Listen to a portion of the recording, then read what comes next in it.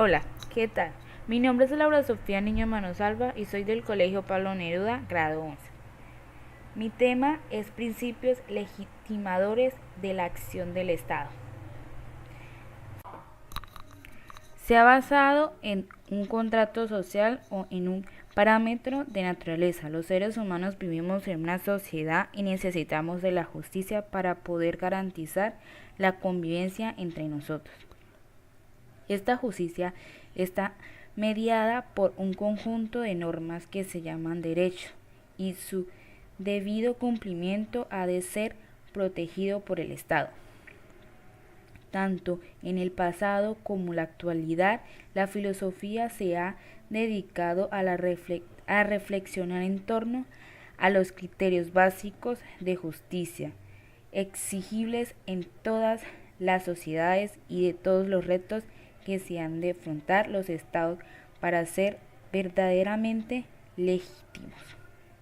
Los estados, principalmente por ser construcciones artificiales y no naturales, pueden ser cuestionados, así como modernificados, lo que se concede a la filosofía la posibilidad de ponerlos en tela de justicia.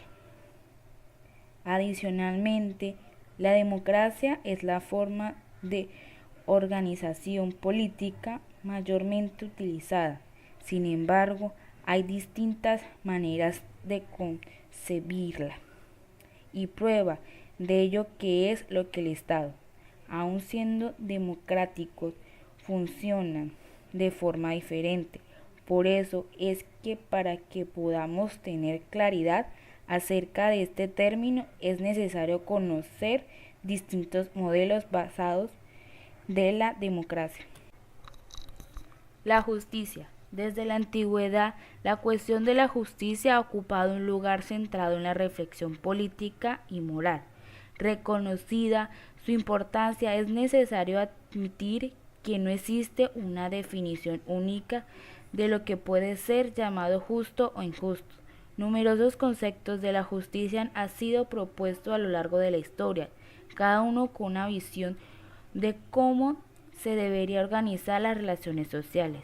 Aún así, todas las teorías parecen coincidir en la importancia que revise la justicia para el funcionamiento de una sociedad. A continuación podremos analizar algunos principios de las consideraciones filosóficas más importantes sobre la justicia. Platón, justicia como armonía social. Para Platón, y tal como es expuesto en la República, la justicia se define como el principio que regula tanto las relaciones entre las diversas facultades del alma como las relaciones entre las diferentes clases sociales. Podemos arrojar algunas a la luz sobre esta caracterización inicial si consideramos las concepciones platónicas del alma. Originalmente Platón divide el alma en tres elementos o partes. Primera, parte racional. Segunda, parte irascible. Tercera, una parte apetitiva. A partir de esta división tripartita, Platón afirma que un hombre justo es aquel que pone de acuerdo sus tres elementos exactamente como los tres términos de una armonía. Aunque Platón tiene interés por mostrar que el orden adecuado, la parte racional debe imponerse sobre las restantes, no debe pasar por el alto que lo esencial en una concepción de justicia reside en la necesidad de que cada parte del alma cumple adecuadamente con su función. En esta medida, la justicia, entendida como una virtud de carácter, se relaciona como una orden determinando otras cosas, fueron la salud, ya que la salud considera en disponer los elementos que hay en el cuerpo, de modo que dominen o sean dominados entre sí, conforme al orden de la naturaleza. Algo similar aplicará también para su concepción política de justicia. Para Platón, el ideal de una sociedad justa corresponde a una sociedad donde cada uno de sus integrantes realice correctamente la función que le corresponde de acuerdo con su capacidad física y mental. Dentro de esta perspectiva, es claro que todos los miembros de la polis tendrán las mismas funciones. Algunos, los más sabios, estarán destinados al gobierno.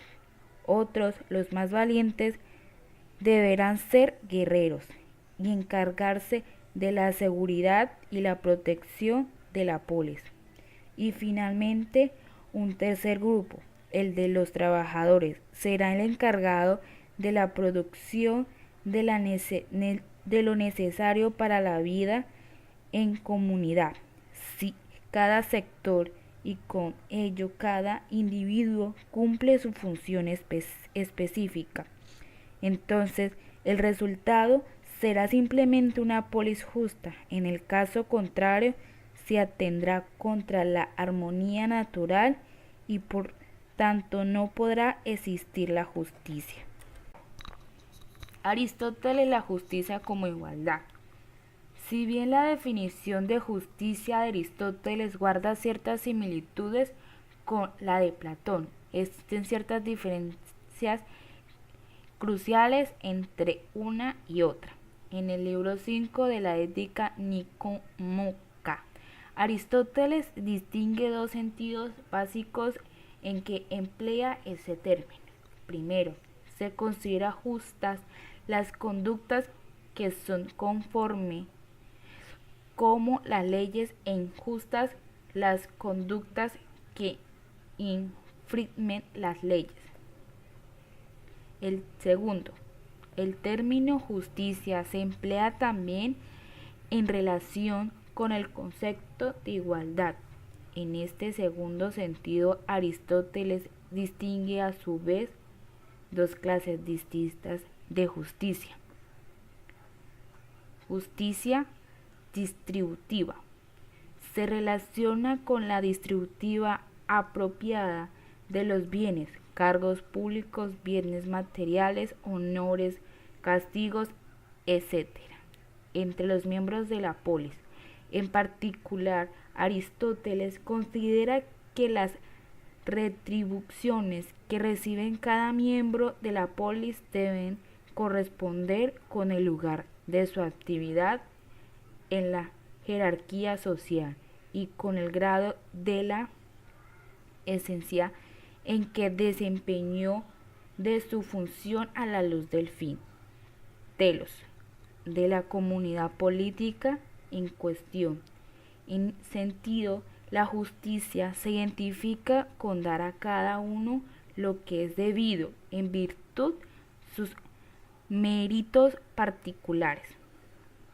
Justicia conmutativa se refiere al intercambio de bienes entre individuos iguales, es decir, personas del mismo rango. De acuerdo con Aristóteles, un intercambio es justo si los objetos de intercambio son equivalentes. Al respecto, Aristóteles señala: lo justo es un término medio entre una especie de ganancia y pérdida, y considera con el mismo antes que después. Por último, es importante anotar que tanto para Platón como para Aristóteles la justicia es considerada como una virtud y en esa medida se relaciona principalmente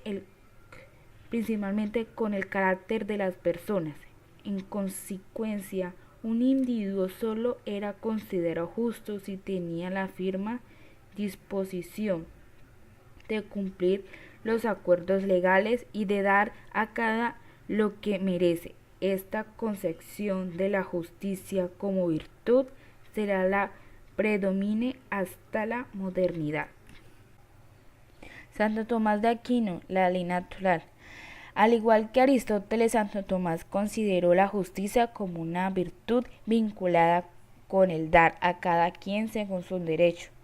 No obstante, Santo Tomás puso un espacio énfasis en la misericordia y su relación con la justicia. De hecho, surgió que en ciertas ocasiones podría ser justo que un hombre en extrema necesidad se sirviera de la propiedad de otro siempre que la considerara indispensable para su existencia, más allá de los problemas jurídicos que esto podría suscitar. Aquino asumió como una obligación la ayuda a los desposeídos.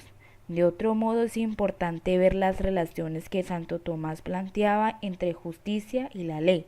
La ley es una ordenación de la razón dirigida al bien común y promulgada por quien tiene el cuidado de la comunidad. Según Santo Tomás, existen dos tipos principales de ley, la ley positiva y la ley natural. La ley natural corresponde a principios moderados que surgen de la naturaleza del hombre y de las cuales son descubiertas por medio de la razón, tras un estudio de las características principales del ser humano. Por su parte, la ley positiva o civil coincide con la ley promulgada por los legisladores de una sociedad. La propuesta de Santo Tomás se resume en la exigencia de que la ley positiva siempre debe respetar y promover lo demandado por la ley natural. En efecto, en cualquier ley que esté en contra de la ley natural debe ser considerado como una ley injusta. Justicia, en esta medida, se puede pensar igualmente como el hábito firme y constante de respetar los preceptos promulgados por la razón, los cuales deberán considerar siempre como la ley natural. Edad moderna, liberalismo y derechos naturales. Las discusiones modernas alrededor de la justicia estuvieron ligadas a bien con el castigo justo o bien con las relaciones entre justicia y ley. Respecto a la primera de estas cuestiones, muchos pensaron que partiendo de la distancia entre lo que las personas merecían a modo de beneficio y lo que merecían a modo de pena, se podría especificar la noción de castigo justo. Históricamente, las definiciones de esta clase han sido asociadas con una concepción retributiva de la justicia. De acuerdo con la justicia retributiva, una pena era justa si solo se cumplían con tres requisitos. Por lo que se concierne a la seguridad de esta cuestión, los contractualistas, entre ellos Thomas Hobbes, 1588 y 1679, John Locke, 1632 y 1704, y Jean Jacques Rousseau, 1712 y 1778. Definieron la justicia como conformidad con la ley. Por supuesto, esto era una idea novedosa. Ulpiano, un jurismo romano, ya había enseñado en el siglo II después de Cristo de la justicia. Era la constante y perpetua voluntad de dar a cada uno su derecho. Jus titi est consta et permatuet valuet jus suum quicet tribuenti, donde dar a cada uno sus derechos. Sum quicet tribure equivale a hacer lo que las leyes mandaban. Hobbes y Locke y Rousseau afirman entender la sociedad política como el resultado de un contrato social en el que las personas renuncian una parte de sus derechos naturales a favor del Estado, para que éste utilice el poder resultante en beneficio de la paz, seguridad y la prosperidad de todos. La teoría del contrato social describe una situación inicial, un estado natural, y a partir de ahí intentan explicar la necesidad del Estado. No se trata de explicar el origen de una determinada orden social, sino de aportar razones que justifiquen su institucionalidad. Debemos pensar las leyes como un conjunto de normas de alcance general, destinadas a regular y, en algunos casos, constituir ciertas actividades y cuya violencia acarrea casi siempre una sanción. No es una cuestión sencilla explicar la procedencia y origen de las leyes y mucho menos su carácter obligatorio. Con todo, la solución naturalista o el derecho natural a este problema asume que las leyes se derivan de principal moral, los cuales en última instancia principalmente de la racionalidad. Entendida así, las leyes serían en suma la materialización de los principios de la racionalidad. Como consecuencia, lo injusto se reducirá a toda actuación que estuviera en contra de la racionalidad, mientras que lo justo correspondería a todo conducto acorde con los principios de la razón. Utilitarismo, justicia y convivencia social. El utilitarismo sostiene que un acto moralmente corresponde siempre que sus consecuencias sean útiles para la sociedad. Al extrapolar esta instrucción al plano político, los utilitaristas llegaron a proponer que la cuestión de la distribución de los beneficios de vivir en comunidad debía resolverse atendiendo a sus consecuencias generales. Especialmente los utilitaristas argumentaron que el bienestar de una sociedad dependía de la satisfacción del interés particular de los muchos individuos que han sido parte de ella. De este modo, concluyeron que una sociedad sería justa en la edad que promovieran el bien general, donde se entienda como la satisfacción de los intereses del mayor número de personas. Liberalismo contemporáneo. Con el objeto de superar los límites de utilitarismo, John Rawls, 1921 y 2002, propuso un modelo de justicia que aboga por un igualitarismo estricto. Su idea central se resume en dos principios de justicia.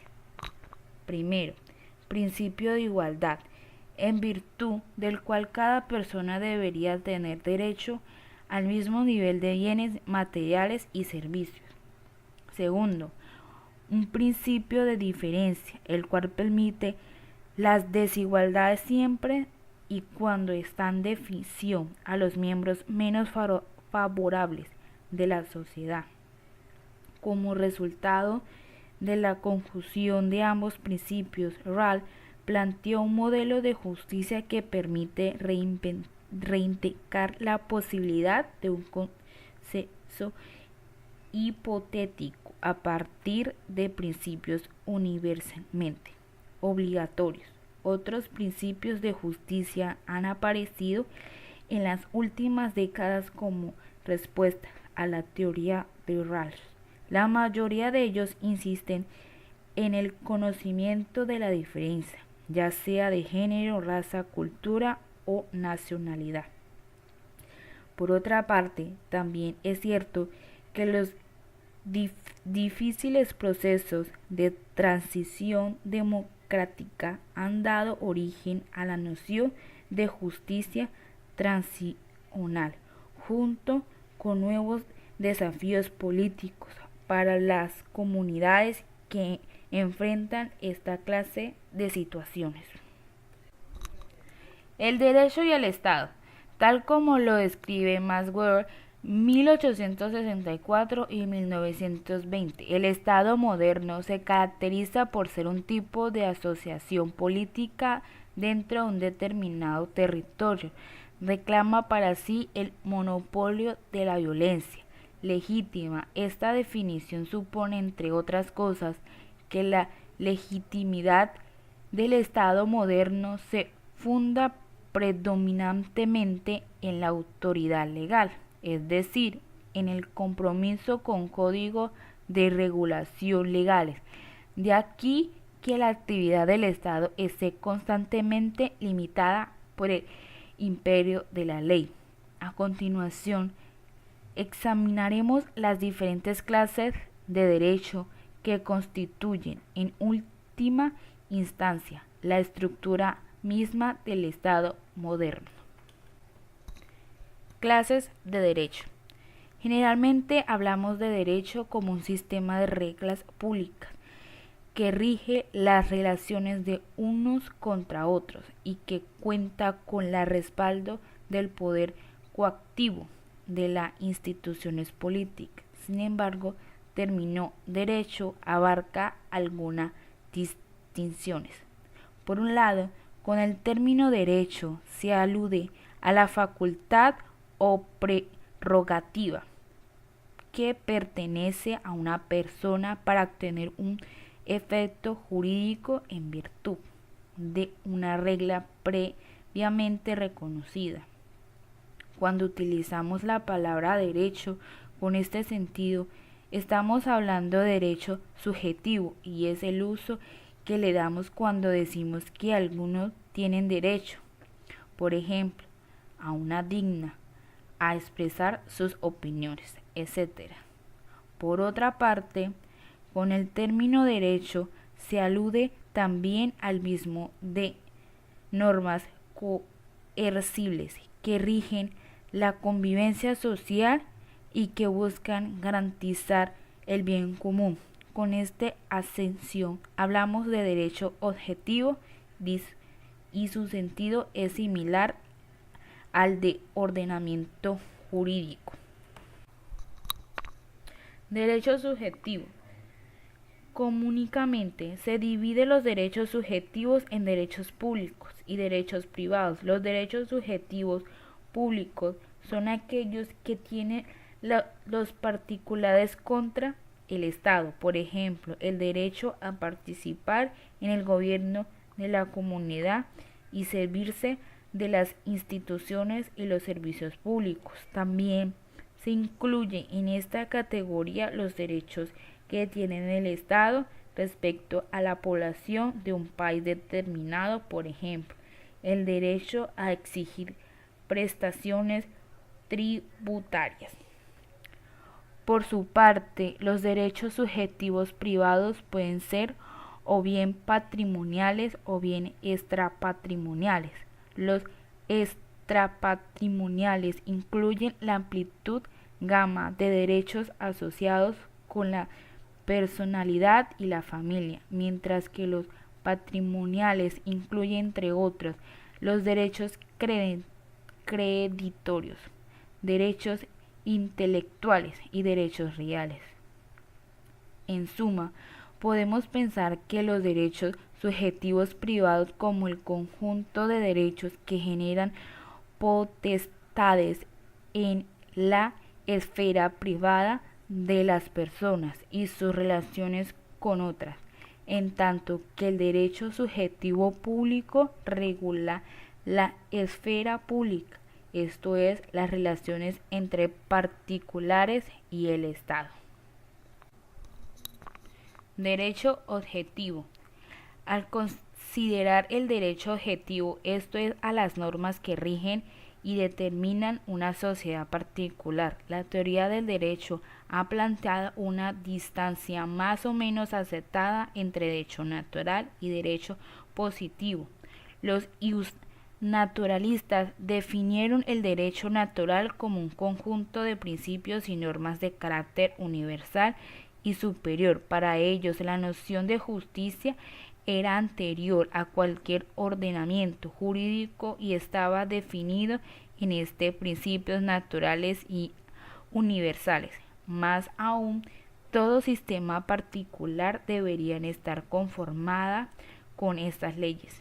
En este caso, contrario sería injusticia.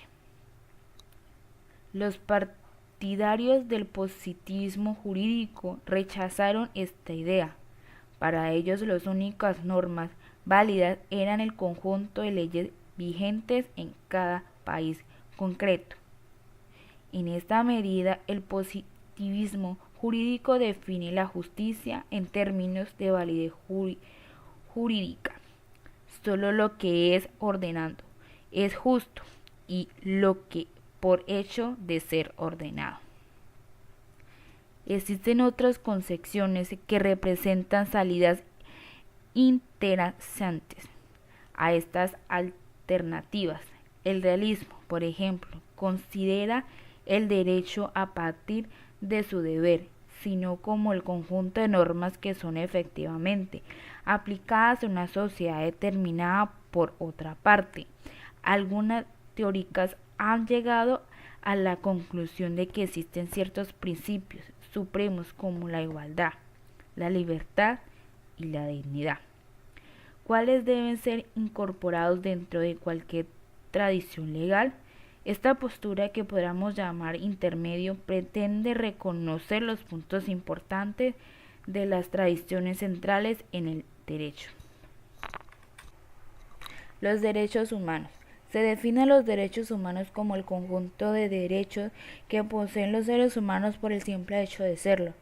Por ejemplo, los derechos de primera generación civiles y políticos vinculados con el principio de la libertad. Como tal, la voz de derecho humano es relativamente reciente. Originalmente, esta clase de derechos recibe los nombres de derechos universales o derechos del hombre. Sea como sea, siempre se conviene en perder de vista que la doctrina de los derechos humanos que conocemos hoy en día guarda una profunda relación con el concepto de derecho natural, defendiendo, como lo hemos visto, por los naturales. Como ya se ha mencionado, los naturalistas creían que la existencia de ciertos derechos cuya validez descansaba en la dignidad misma del ser humano. Pese a que mucho de su pensamiento ha sido abiertamente cuestionado, hoy en día los derechos humanos siguen siendo concebidos como un derecho que aplica al ser humano en tanto ser genérico y en esta medida no admiten distinciones constructivas a partir de rangos particulares. Por el mismo, se entiende que se aplican deberes ser siempre independiente de ser creencias religiosas, culturales o de las capacidades físicas de los individuos. Aunque se reconoce que la aplicabilidad de los derechos humanos es universal, es conveniente tener presente que estos han sido sufridos importantes modernificaciones en el transcurso de la historia. Para hacer cuenta de este hecho, es común clasificar los derechos humanos entre generaciones distintas. Primero, los derechos de primera generación están conformados tanto por las llamadas libertades de modernidad, libertad de expresión, libertad de culto, libertad de pensamiento, derecho a la propiedad, etc., como las libertades de los antiguos participantes políticos. Normalmente los derechos de la primera generación son asociados con el tipo particular del Estado del Derecho. Recordemos que el Estado de Derecho es aquello que forma particular del Estado regulando único y exclusivamente por el derecho vigente. Los derechos de la segunda generación con la apariencia de estos derechos, los reivindicando, se desplazan hacia el terreno económico y social. Esto supone que el Estado se percibe no solamente como un guardia de los derechos de los individuos, sino también como una constancia comprometida con la satisfacción de necesidades tan vitales como la salud, el bienestar, la educación, etc. Dado las particularidades que introducen estos derechos, el tipo de Estado que aparece con ellos es el conocimiento de Estado social del derecho. El Estado social de derecho no se conforma con mero sometiendo a la ley, sino que tiene además la obligación de asegurar para todos sus ciudadanos el derecho a la vida, el trabajo y la educación, etc. Los derechos de la tercera generación. Estos derechos incluyen existencias relacionadas con la convivencia pacífica, ya sea entre los seres humanos o entre los seres humanos y la naturaleza. Asimismo, reconocen la validez demandando vínculos a la derecha o a un ambiente sano, el derecho de los pueblos a la autodeterminación y autonomía en el uso de los recursos, etc. Por su naturaleza, estos derechos se relacionan con los llamados estados multiculturales, los cuales promueven la incorporación de su legislación de derechos asignados en funciones de identidades agrupadas. Todas las modificaciones señaladas sugieren que lejos de ser entidades normativas históricas y universales, los derechos humanos tienen su origen de necesidades particulares, surgidas dentro de las comunidades históricas, bien definidas, tomando en consideración este hecho. Angelo Papicini ha sugerido que los derechos humanos son reivindicaciones de unos bienes primeros, considerando que vital importancia para todo ser humano que concretan en cada época histórica las demandas de la libertad y dignidad. Esta reivindicación va dirigida en primera instancia al Estado y está legitimados por el sistema normativo o por el reconocimiento de la comunidad internacional. Entre la lista de bienes primeros se incluye, entre otros, el respeto a la vida y de la integridad física, el respeto a la autonomía moral y de la libertad de pensamiento y el acceso a medios de subsistencia, todos aquellos derechos cuya violencia comprende la posibilidad de llegar a una vida digna. Estado y los derechos humanos.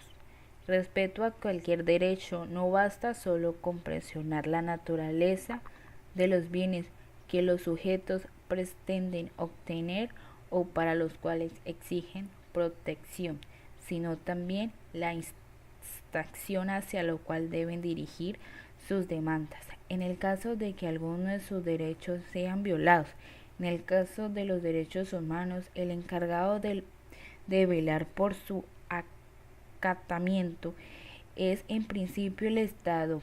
La razón de esto reside en que se asume que solo el Estado cuenta con la fuerza coercitiva necesaria para hacer cumplir las obligaciones propias de su aceptación e inclusión dentro del marco legal de cada país.